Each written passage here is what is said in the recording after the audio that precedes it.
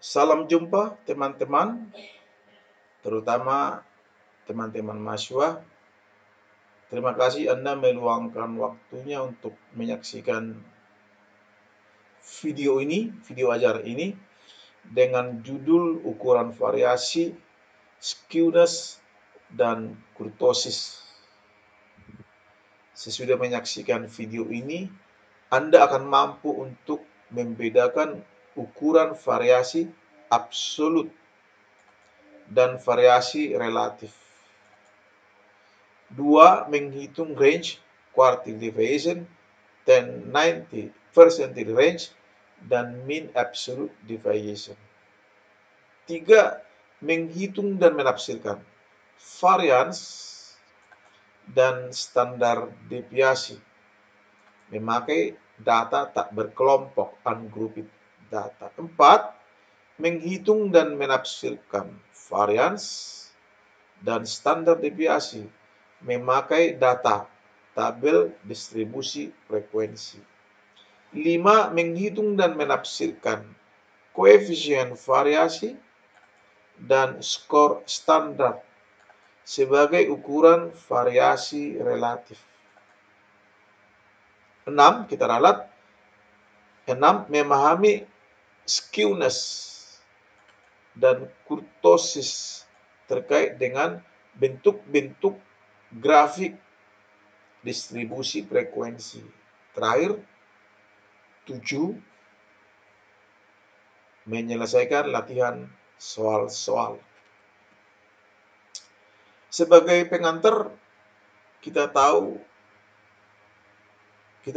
tandaskan di sini bahwa ukuran rata-rata itu sendiri tidak dapat memberikan gambaran lengkap mengenai karakteristik sekumpulan data.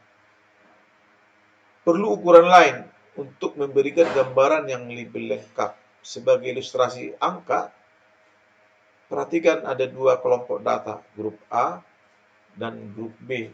Grup A dengan skor 1, 10, 19. Grup B dengan skor 9, 10, 11. Kalau kita cari rata-rata hitung dari grup A, hasilnya adalah 10. Kalau kita cari rata-rata hitung untuk grup B, juga 10. Pertanyaan, ya, bagaimana angka 10 ini mewakili kelompoknya dengan baik?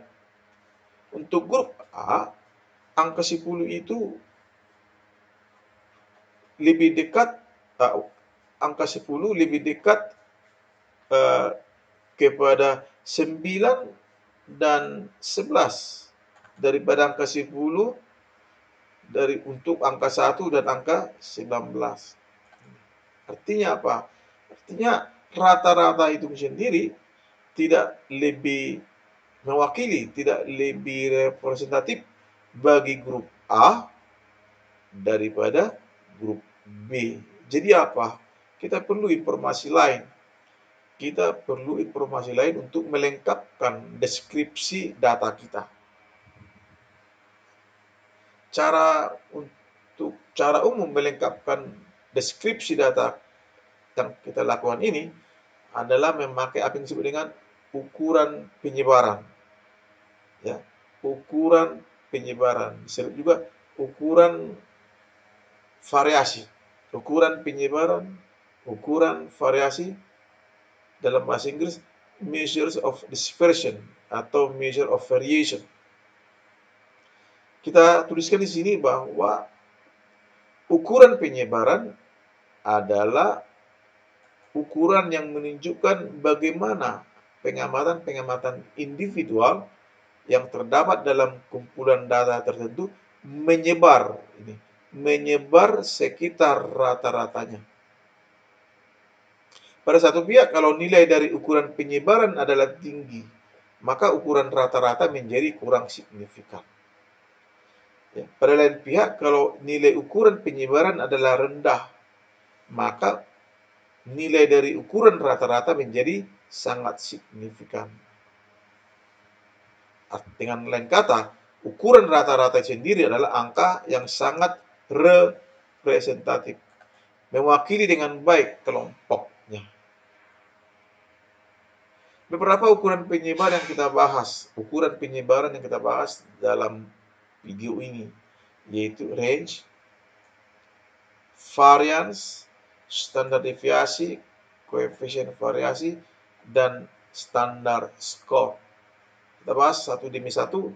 Range dengan angka ilustratif 3, 4, 5, 10, 13. Kita susun dari terendah hingga tertinggi. Maka range adalah selisih angka tertinggi dengan angka terendah. 13 kurang 3, 10. 13 kurang 3 sama dengan 10. Kelemahan range seperti ini adalah perhitungan didasarkan hanya kepada apa? Dua pengamatan saja, yang terkecil dengan yang terbesar. Tidak melibatkan informasi yang ada dalam data ini sendiri. Itu kelemahannya. Tapi perlu kita secara prinsip, ya, range yang makin kecil menandakan data itu relatif homogen, tidak bervariasi, tidak sangat bervariasi. Kalau ini semua angka 3 semua ini, berarti range-nya adalah 0. Jadi kita untuk variasi data yang rendah, kita menghendaki range yang lebih kecil, bahkan 0. Tapi jarang data homogen. Data itu sama semuanya. Itu range. Kalau range bagi data distribusi frekuensi, kita dapat hitung titik tengah kelas terakhir kurang titik tengah kelas pertama.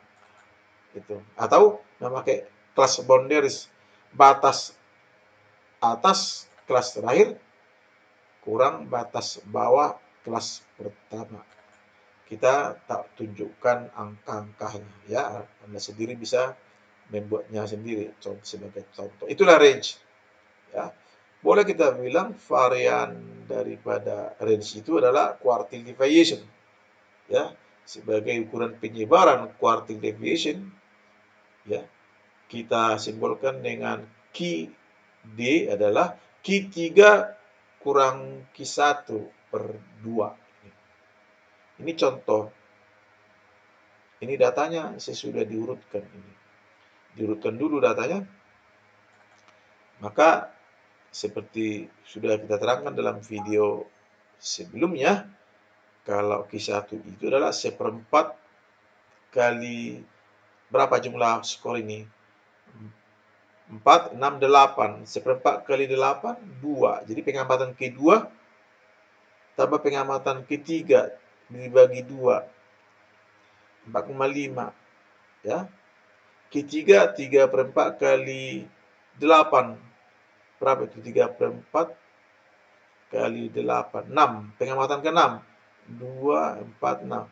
Yaitu 11 tambah 13 bagi 2 ini. 12. 12. Sehingga quartile deviation adalah 12 kurang 4,5 dibagi 2 sama dengan 3,75 sebagai Q_D, sering disimbolkan dengan Q_D, quartile deviation, Q_D. Varian lain dari range, ya, dalam konteks kelompok, yaitu 10-90 percentile range. Ya, dari judulnya aja kita dapat katakan bahwa formulanya adalah P90 kurang P10. Ya. Kita sudah hitung sebelumnya, tidak lagi kita terangkan ini. P10 adalah 14,0, P90 adalah 26,8. Jadi 10-90 percentile range adalah 26 kurang 4,8 kurang 14,0. Berapa itu? 12,8. Itu 10-90 percentile range. Varian lain, mean absolute deviation ini. Ya, ini harga mutlak namanya. Harga mutlak dari selisih X1 dengan X bar tambah harga mutlak dari pengamatan kedua kurang rata-rata hitungnya, tambah dan seterusnya tambah pengamatan ke N kurang rata-rata hitung X bar dibagi N itu. Ya. Ya, nilai absolut atau angka absolut. Dalam matematika, nilai absolut sebuah angka positif adalah angka itu sendiri. Ya. Nilai absolut sebuah angka negatif adalah angka itu tanpa tanda negatifnya.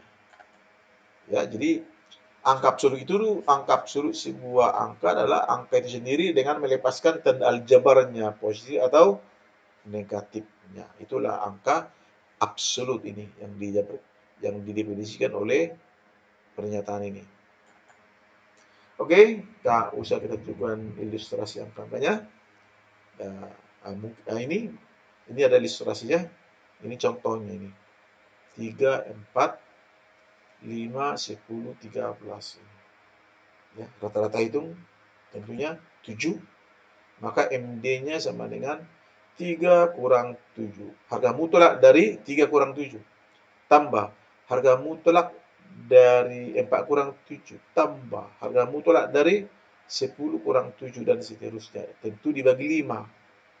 Sama dengan 3,6.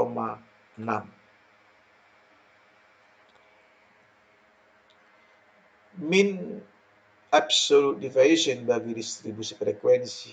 Ya, tidak mudah, tidak sulit menghitung ini.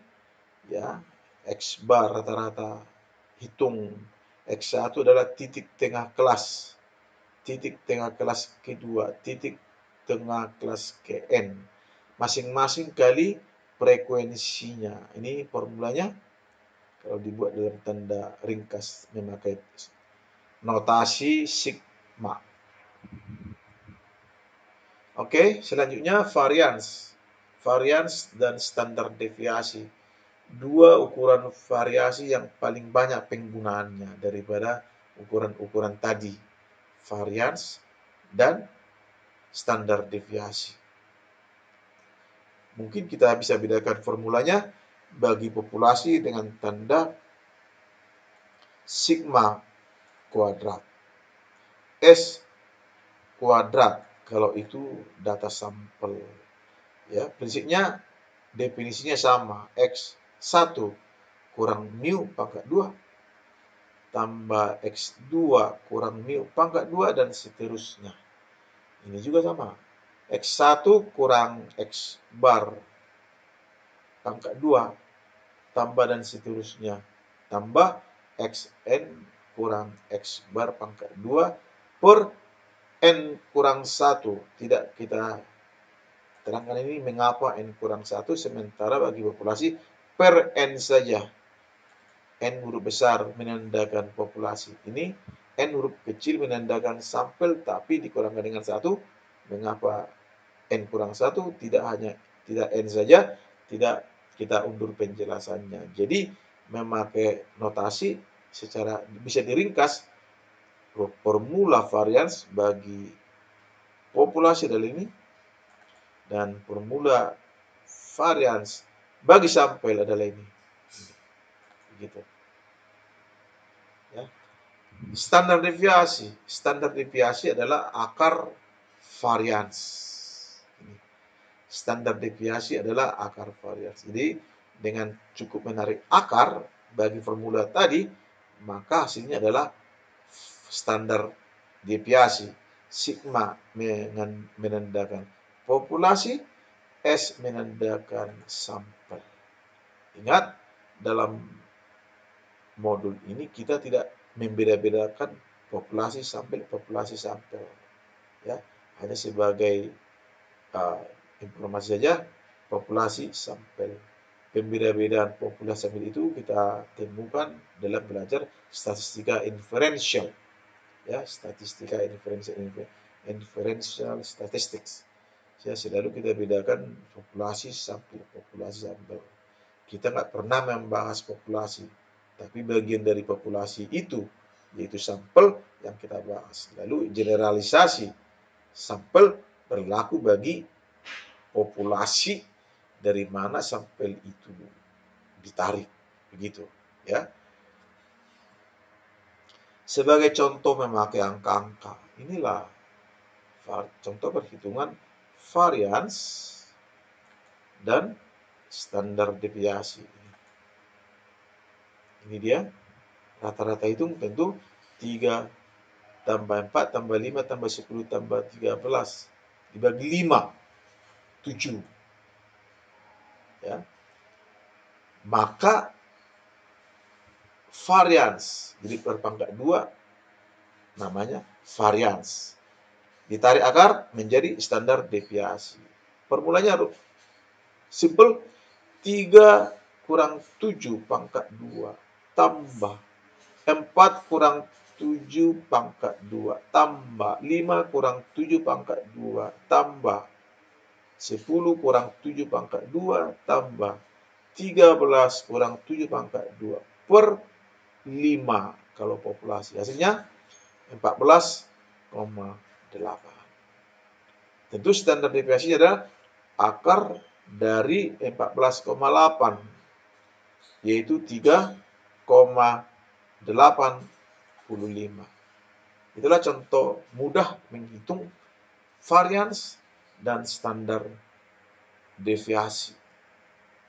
Bagaimana kalau data itu tersaji dalam distribusi frekuensi?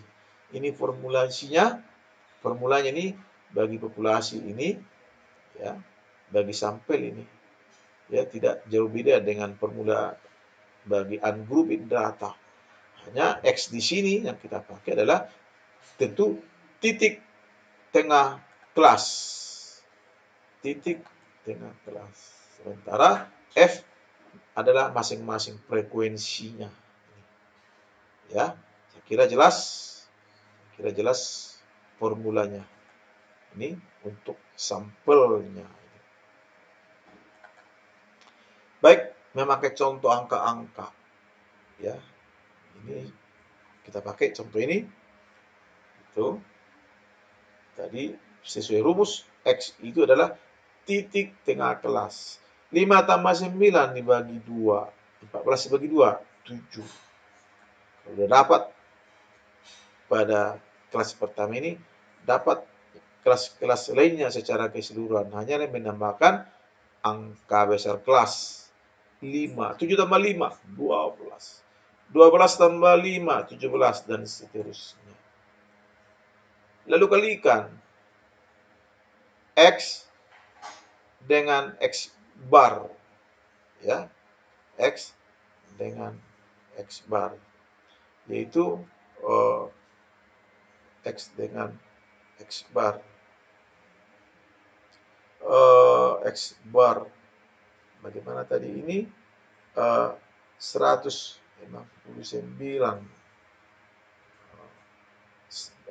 X bar 7 ya. 7 kali bagaimana tadi ini? Ini X bar, X kurang X bar. X barnya, maaf. Kita hitung dulu X barnya. Ini X barnya berapa? Dalam modul sebelumnya, rata-rata hitung tabel ini, tabel distribusi frekuensi ini adalah 20. Jadi 7 kurang 20 sama dengan min 13. Dipangkat 2 kan menjadi 169. Gitu. 12 kurang 20 berapa? Min 8. Pangkat 2. 64. 17 kurang 20.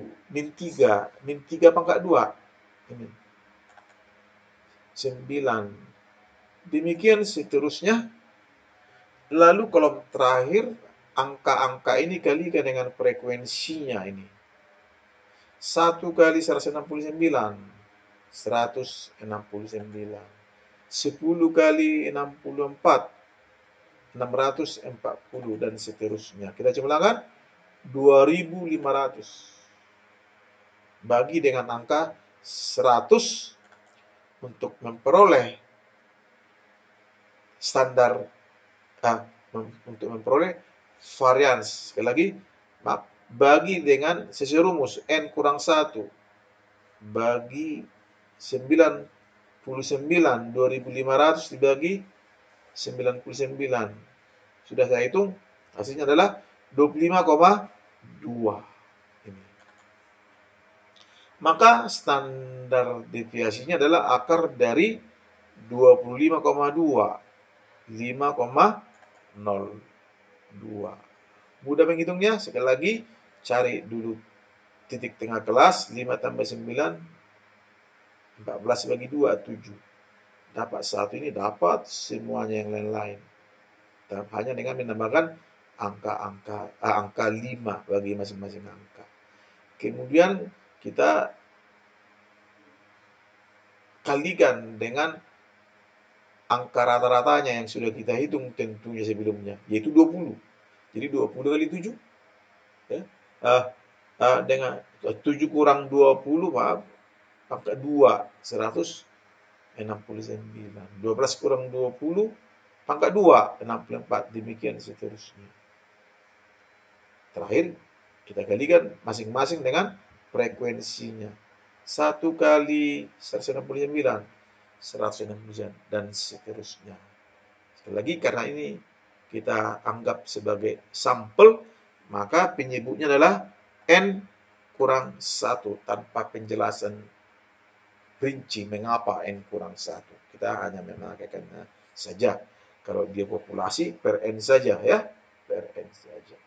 Baik, itulah data memakai menghitung varians dan standar deviasi dari tabel distribusi frekuensi. Sekarang mari kita masuk kepada pengertian yang baru, pemahaman yang baru tentang variasi, yaitu variasi relatif.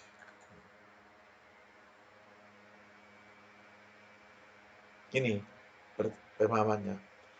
Kelima, tadi udah ada 5 ukuran variasi kita bahas, ya. Dan itu kita sebut sebagai ukuran variasi mutlak atau ukuran variasi absolut. Namun ada, ya, kelima. Tadi apa saja kelima itu? Ya, kelimanya adalah 5 tadi apa? Range, ya, quartile deviation, ya, kemudian 1090 percentile, mean absolute deviation, dan variance atau standar deviasi. Ada 5 tadi, ya, ada 5. Tapi itu kita sebut ukuran variasi absolut atau ukuran variasi mutlak. Tapi ada keadaan di mana kita melakukan komparasi, perbandingan mengenai penyebaran data. Perbandingan mengenai penyebaran data dalam suatu distribusi frekuensi. Ya. Jadi, kalau kita mencoba membandingkannya, mungkin ada kesulitan kita temukan dalam mengetahui derajat penyebaran bagi data yang kita bandingkan itu sendiri. Jadi, bagaimana melakukan perbandingan yang tepat? Kita memakai apa yang disebut dengan ukuran variasi relatif. Ya, sebagai ilustrasi ini, ya. Andaikan seseorang mau membandingkan variasi upah, ya, variasi upah pabrik A, variasi upah pada pabrik B. Kita mau membandingkan variasi upah pada pabrik A dengan variasi upah pada pabrik B. Informasi adalah upah pada karyawan pabrik A dibayarkan setiap minggu. Ini dibayar setiap minggu upahnya. Sedangkan karyawan pabrik B upahnya dibayar setiap bulan. Ya, setiap minggu dibandingkan dengan setiap bulan. Upah rata-rata pada pabrik A, andaikan produktivitas kalori adalah sama, upah rata-rata pada pabrik A ini 68.000,5 rupiah. Upah rata-rata pabrik B adalah Rp716.076. Informasi lain adalah standar deviasi upah pabrik A adalah 20.055. Standar deviasi pabrik B adalah 286.070. Pertanyaan adalah upah pabrik yang mana bervariasi lebih besar? Ini upah pada pabrik yang mana upah itu sangat bervariasi. Itu. Kita mencoba membandingkannya bagaimana. Kalau kita mendasarkannya pada standar deviasi kedua pabrik, kita dapat katakan ya secara mutlak, secara absolut, upah pada karyawan B lebih bervariasi. Ini lebih bervariasi atau lebih berfluktuasi daripada upah karyawan pabrik A. Mengapa? Tapi mengapa bisa begitu? Karena tadi kita katakan upah pada pabrik B dibayarkan dalam hitungan bulan. Ya tentu standar deviasinya lebih besar. Tapi tidak serta-merta kita dapat katakan bahwa variasi upah pada pabrik B lebih fluktuatif, ya, lebih variatif, lebih fluktuatif daripada upah-upah yang dibayarkan pada pabrik A. Tapi kita tetap mau melakukan perbandingan. Bagaimana? Untuk melakukan perbandingan yang tepat. Nah, dalam hal inilah kita memakai apa yang disebut dengan koefisien variasi. Koefisien variasi. Begitu. Ya, koefisien variasi tidak tanpa detail penjelasan dihitung dengan formula ini. Mari kita lambangkan koefisien variasi sebagai CV. CV ini. Sigma per mu. Kalau dia lambang populasi. Kalau dia sampel S per X bar. Gitu. Ya. S per X bar. Kalau populasi ini lambangnya sesuai yang kita jelaskan sebelumnya.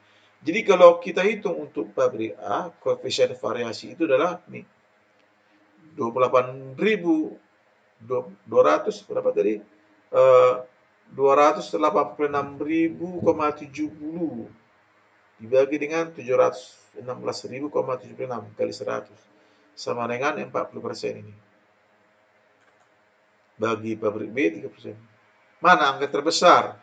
Tentu pada pabrik A. Jadi bisa kita katakan memang ya secara relatif begitu. Secara relatif upah pabrik A, karyawan-karyawan pabrik A lebih variatif, lebih berfluktuasi daripada upah-upah yang dibayarkan pada pabrik B. Ingat di sini ketika kita menghitung CV ini, ya, maka koefisien variasi ini tidak lagi punya satuan, tidak rupiah, tidak ton, tidak kilometer, tapi dalam bentuk relatif, dalam bentuk persentase. Persen itu bukan satuan, jadi karena dia tak bersatuan, maka kita dapat membandingkan, ya, kita dapat membandingkannya, ya, membandingkan kalau tadi pabrik A gaji dihitung mingguan, ya pada pabrik B gaji dihitung bulan. Kita sudah membandingkan dengan bagus, dengan baik, ya, karena kita sudah lepaskan satuannya. Jadi tentu kita dapat perlu lagi kita mana lebih variatif, ya, upah-upah di Bekasi atau upah-upah pembayaran upah di Jakarta, variasi upah. Ya kita tahu ya pembayaran upah tingkat upah di Jakarta secara relatif lebih tinggi daripada Bekasi. Tapi bukan berarti upah di Jakarta lebih fluktuatif, lebih variatif daripada upah-upah di Bekasi. Tidak. Ya. Jadi mau tak mau kita mencari apa? Kita mencari apa yang disebut dengan koefisien variasi ini. Sigma per mu kali 100. Oke, contoh-contoh yang lain membuat lebih jelas nantinya. Itulah koefisien variasi. Ini. Ada satu lagi, ya. Ada satu lagi. Jadi tadi sebelum kita masuk skor ukuran yang lain, ingat, jadi persoalan kita tadi adalah persoalan perbandingan secara absolut memakai standar deviasi. Bisa kita katakan sekali lagi ya, kalau upah di B lebih fluktuatif daripada upah di pabrik A secara absolut memakai standar deviasi. Tapi sekali lagi secara absolut, ya, tapi perbandingan kita itu adalah keliru. Jadi supaya tidak keliru, perbandingan yang tepat, yang benar, kita harus memakai variasi relatif. Ya, kita bebaskan ukuran kita dari satuannya. Ya, jadi dengan membagi mu kepada sigma, maka kita membebaskan angka ini dari satuannya, yaitu satuan rupiah. Jadi kita dapat katakan secara absolut, secara relatif. Jadi secara relatif tadi, secara relatif upah pada pabrik B lebih bervariasi daripada upah pada pabrik A. Ya, ingat itu, secara relatif. Untuk dibedakan dengan secara absolut. Mana tadi? Secara absolut. Ya, dua frasa ya, secara absolut bedakan dengan secara relatif ini, secara mutlak atau secara absolut. Ya, jadi perbandingan secara mutlak bisa keliru. Ya, jalan keluarnya adalah kita melakukan perbandingan secara relatif, begitu. Oke, masuk kita ukuran yang lain, yaitu skor standar. Ya, ceritanya ini, ilustrasi mengenai skor standar ini adalah, kita coba ada ilustrasi. Misalkan Guntur, ya, misalkan Guntur dan Topan adalah mahasiswa dari universitas yang berbeda. Perhatikan, Guntur dan Topan dari universitas yang berbeda. Ya, hasil ujian mereka yaitu statistik. Guntur itu dapat 72, sementara Topan dapat 76, gitu. 72, 76. Rata-rata kelas mereka, rata-rata kelas, ya, kelasnya Guntur 54, kelasnya Topan 52. Ya, jadi kita dapat katakan bahwa baik Guntur maupun Topan nilai ujiannya di atas rata-rata, ya, di atas rata-rata ini, di atas rata-rata.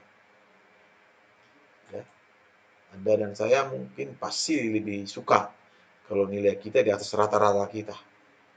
Gitu. Tapi kita coba bandingkan mana lebih bagus kinerja Guntur daripada kinerja Topan. Dia hanya membandingkan tadi, bagus dua-duanya di atas rata-rata, maka perbandingan itu mungkin belum lengkap, ya, masih kurang bagus perbandingan itu. Bagaimana supaya kita dapat melakukan perbandingan yang benar? Kita memakai apa yang disebut dengan skor standar, ya, skor standar ini.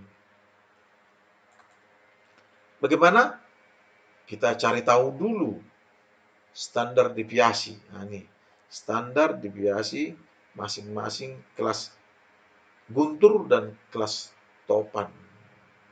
Andaikan standar deviasi kelasnya Guntur 20, standar deviasi kelas Topan 12. Maka pertanyaan, siapa lebih berkinerja secara akademis dari siapa? Kita pakai formula, kita pakai skor standar dengan formula ini. Z sama dengan huruf kecil Z-nya X kurang mu per sigma. Ini adalah simbol populasi. Kalau simbol untuk sampel apa? Z sama dengan X kurang X bar per S. Gitu. Ya. Di sini kita tidak membeda-bedakan, oh populasi, oh sampel, enggak. Tapi formula dasarnya adalah ini. X kurang mu per sigma untuk populasi. Sedangkan sampel tadi apa? Z sama dengan X kurang X bar per S. S standar deviasi. Oke. Mari kita hitung Z-nya, skor standar bagi Guntur. Ini 72 kurang 54 per 20, 0,9. Bagi Topan adalah 76 kurang 52 dibagi 12, 2. Ya.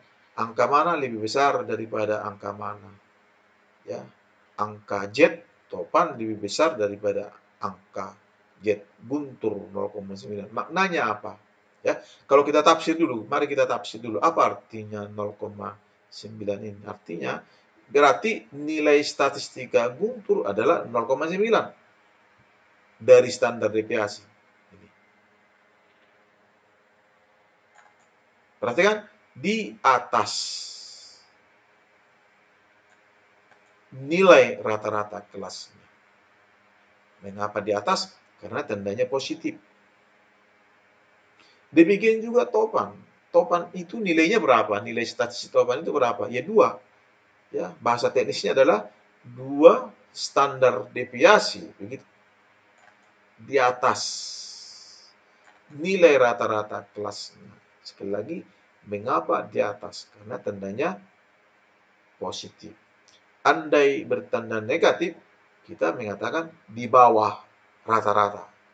Di bawah rata-rata. Tapi angka ini menunjukkan positif. Jadi nilai Z Guntur dan nilai Z Topan adalah di atas rata-ratanya. Memang tadi di atas rata-rata. Tapi perbandingan tadi keliru.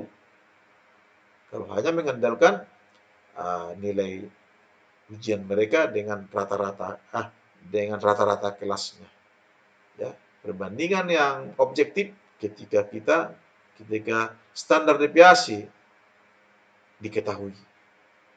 Jadi dengan pengertian tadi 0,9 dan pengertian 2,0, maka kita berkesimpulan dong kalau prestasi Topan secara relatif, ingat, perhatikan frasa ini, secara relatif. Ya, bukan secara absolut, secara relatif. Jadi, kita tandaskan prestasi Topan secara relatif jauh lebih baik daripada prestasi Guntur di masing-masing kelasnya. Itu nggak bisa kita lihat hanya dengan mengetahui nilai rata-rata hitung mereka. Itulah skor standar. Menarik kan? Skor standar. Jadi secara relatif. Baik, itulah 2 ukuran variasi relatif. Apa tadi? Koefisien variasi dan standar skor. Nanti contoh-contoh akan membuat kita lebih jelas lagi. Terlebih dalam aplikasi dalam ekonomi dan bisnis. Baik, tadi di awal kita menyebut skewness dan kurtosis. Kita hanya terangkan ini secara konseptual saja. Apa sih skewness? Apa itu kurtosis? Ini 2 ukuran ini ya melengkapkan deskripsi data, analisis deskripsi data yang sering kita lakukan dalam dunia ekonomi dan bisnis. Skewness dan kurtosis pula. Kedua konsep ini, skewness dan kurtosis, dapat kita pakai untuk menilai, ya, menentukan apakah suatu distribusi frekuensi membentuk kurva normal. Ini, ya, 2 ukuran ini dapat dipakai untuk menilai apakah suatu distribusi frekuensi berdistribusi secara simetris yang kita sebut sebagai dalam statistika inferensial sebagai kurva yang normal. Ya, kita sudah pernah mengatakan bahwa formula-formula statistik didasarkan kepada apa? Kurva normal, ya, di mana distribusi suatu skor, suatu pengamatan, ya, membentuk kurva normal, yaitu distribusi yang simetris. Tadi sudah kita katakan distribusi simetris terkait dengan rata-rata hitung median modus pada puncak kurva itu didapati apa? Min sama dengan median sama dengan modus. X bar sama dengan MD sama dengan MO. Min, median, modus. Kurva normal. Ini bentuk-bentuk grafiknya terkait skewness. terkait skewness. Skewness diterjemahkan sebagai kemencengan. Ya, kemencengan ini. Skewness ini. Jadi masih ingat distribusi simetris atau distribusi normal. Ini skewness-nya adalah 0. Skewness-nya adalah 0 ini. Ya, ini skewness-nya negatif. Ini ujung kurva menceng, condong ke kiri. Jadi skewness-nya negatif. Ini ujung kurva yang satu menceng atau condong ke kanan. Ini skewness-nya positif. Itu saja yang kita katakan untuk analisis statistik yang lebih intermediate. Anda akan menemukan konsep-konsep ini. Ya, sebenarnya ada formula S skewness ini formulanya, tapi kita tidak tunjukkan untuk modul kita ini. Ya, terakhir kurtosis. Kurtosis itu terkait dengan adalah mengenai keruncingan ini, keruncingan kurva. Ya, langsung ke kurva normal. Kurva normal itu keruncingannya disebut sebagai mesokurtik ini, mesokurtik, kurva normal atau kurva simetris. Sedangkan yang flat, yang datar begini disebut keruncingannya membentuk platykurtik, plat datar ini, ada yang bagian dari yang datar ini. Sedangkan runcing begini disebut tipe kurtosisnya bertipe leptokurtik, leptokurtik. Ya. Jadi secara rumus, ini rumusnya, rumus kurtosis, tapi nggak kita tunjukkan contohnya di modul ini. Ya, ini formulanya. Jadi kalau kurtosisnya K3, dia bertipe mesokurtik. Ini. Kalau di atas 3, dia bertipe leptokurtik. Ini, lepto. Kalau di bawah 3, bertipe platykurtik. Ya. Kalau sudah lebih jauh pelajaran statistika kita, skewness dan kurtosis ini dengan cepat dihitung memakai Excel. Ya, sekali lagi dalam modul kita ini kita hanya dapat mengatakan bahwa skewness dan kurtosis ya membawa kita ke pemahaman mengenai apa tadi, tentang apakah suatu distribusi frekuensi membentuk kurva normal atau tidak. Ya. Karena normalitas data sangat penting untuk uji hipotesa dalam statistika inferensial. Ya, bahan-bahan kuliah kita ini lebih kepada apa? Statistika deskriptif. Kita tidak mencoba membuat inference, membuat prediksi, membuat keputusan, membuat forecasting, atau melakukan peramalan. Tidak. Kita hanya mendeskripsi data itu. Dan ingat, kita mendeskripsi data dulu, baru bisa melakukan apa? Inferential. Ya, inferential diterangkan dalam modul-modul yang lain. Demikian skewness dan kurtosis. Ya, video kita ini diakhiri dengan latihan soal-soal. Ya, kalau Anda sudah paham pembahasan kita tadi, Anda bisa menghitung soal 1 ini untuk Anda kerjakan secara mandiri. Soal 1. Juga soal 2. Harusnya Anda sudah bisa menghitung ini. Soal 3 sebagai latihan saudara. Silakan menghitungnya. Soal 4. Nah, ini dia. Ya, ini mengenai variasi relatif. Secara absolut, perhatikan, secara absolut ya kita dapat mengatakan mana lebih bervariasi dari mana hanya dengan membandingkan standar deviasi. Tapi ada kelemahan standar deviasi karena pemakaian satuan yang berbeda. Ingat ilustrasi sebelumnya. Ilustrasi satuan digaji mingguan, ilustrasi data di mana gaji dihitung bulanan. Ya tentu lebih besar gaji yang dihitung bulanan daripada gaji yang dihitung mingguan. Tapi bukan serta-merta bervariasi, satu bervariasi lebih tinggi daripada yang lain. Ya, komparasi yang keliru. Mau tak mau memakai apa? Koefisien variasi. Jadi kita membandingkan secara relatif, bukan secara absolut. Ada kelemahan secara absolut. Oke, itulah soal 4 ini. Jadi saudara cari nanti di sini apa? Koefisien variasi. Koefisien variasi bagi soal 4 ini. Soal 5, ya Anda diharapkan sudah bisa menjawab soal 5 ini dari penjelasan-penjelasan tadi. Apalagi soal 6, ya soal 6 ini. Ya, memakai pengertian absolut, Anda membandingkan standar deviasi semata ini. Tapi secara relatif, mana lebih praktis mencapai berkendara ke kantor? Apakah pakai angkutan umum atau mobil pribadi? Anda bisa menjawab contoh aplikatif ini dengan memakai koefisien variasi. Begitu soal 6. Soal 7 sama, juga soal 8, silakan Anda baca, Anda hitung ya.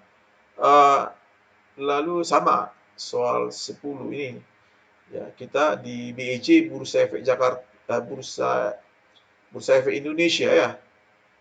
Kita tahu banyak di sana saham-saham diperjualbelikan ya. Kalau Anda bandingkan dengan informasi waktu ini ya, saham Telkom itu dihargai di pasar sekunder dengan harga 3.000 4.000-an. Beda dengan saham Indosat ya, lebih mahal daripada saham Telkom. Beda lagi saham BCA misalnya atau saham emiten Unilever, lebih tinggi lagi, lebih mahal lagi satu lembar. Jadi kalau kita cari standar deviasinya, standar deviasi ISAT Telkom, Unilever atau BCA daripada Telkom ya, standar deviasi BCA atau Unilever ya lebih besar dong. Tapi bukan berarti pergerakan harga saham BCA atau saham-saham mahal lainnya seperti Unilever bukan berarti pergerakan saham mereka lebih fluktuatif daripada pergerakan saham Telkom. Belum tentu. Dia besar, standar deviasinya besar karena apa? Harga-harga sahamnya mahal-mahal.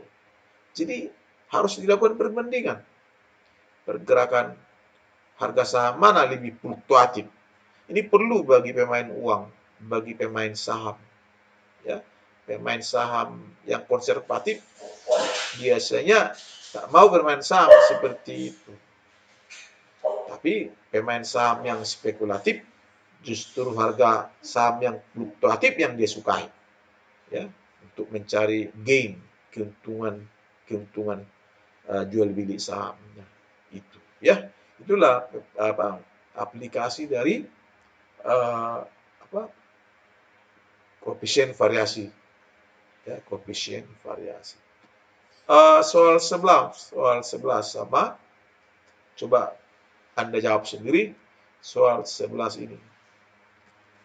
Soal 12 ini mengenai skor standar gitu ya. Jadi rumusnya apa? Z sama dengan X kurang mu per sigma. Kalau notasi sampel apa? X kurang X bar per S. Ingat, skor Z itu ya, skor Z itu menghitung apa tadi? Skor Z itu menghitung nilai suatu skor dari standar deviasinya di atas atau di bawah rata-rata hitungnya. Itu ya. Skor Z itu menghitung berapa persen dari standar deviasi suatu angka di atas atau di bawah rata-ratanya. Begitu tadi penjelasan kita. Ya, itu skor Z. Jadi kalau memakai soal 12 ini, maka skor Z yang memperoleh nilai 79 berapa? 79 kurang berapa? Kurang 74 dibagi dengan 12. Tadi udah dengan bagus kita ilustrasikan skor hasil ujian topan dengan buntung. Gitu. Memakai skor Z. Oke, Anda silakan jawab. Di sini ada skor Z minus. Tadi tak selamanya skor Z itu selalu positif. Ada dong minus. Minus tadi bermakna apa? Minus bermakna skor itu di bawah rata-rata. Nah, gitu. Skor itu di bawah rata-rata. Gitu. Jadi Anda IPK saudara berapa standar deviasi dari di atas IPK rata-rata angkatan saudara. Tentu Anda pasti menyukai skor Z-mu adalah sekian standar deviasi dari di atas rata-rata IPK angkatanmu. Kalau skor Z itu 0, itu bermakna apa? Kalau skor Z sama dengan 0, itu berarti IPK, katakanlah ilustrasi indeks prestasi kumulatif. Z sama dengan 0 berarti IPK seorang mahasiswa itu persis sama dengan apa? Rata-rata IPK. Rata-rata IPK. Itu Z sama dengan 0. Sekali lagi, kelebihan dari memakai skor Z adalah kita dapat membandingkan dengan benar ya kinerja Ali daripada kinerja Badu begitu ya. Jadi kita sekali lagi perbandingan itu adalah perbandingan yang relatif. Itulah soal 12. Soal 13 hitung sendiri sebagai latihan saudara, sebagai exercise bagi saudara ya untuk menguji, mengevaluasi pemahaman kita akan bahan-bahan tadi. Ini lagi tidak sulit menjawab ini. Hitung skor Z Bank Mandiri. Hitung skor Z Bank Mayora, tafsirkan. Tafsirkan katanya. Jadi kita membandingkan. Caranya apa? Cari dulu rata-rata suku bunga ini. Cari suku bunga rata-rata. Lalu cari standar deviasinya. Anda sudah harus piawai, harus cepat mencari standar deviasi. Jadi Z Bank Mandiri berapa?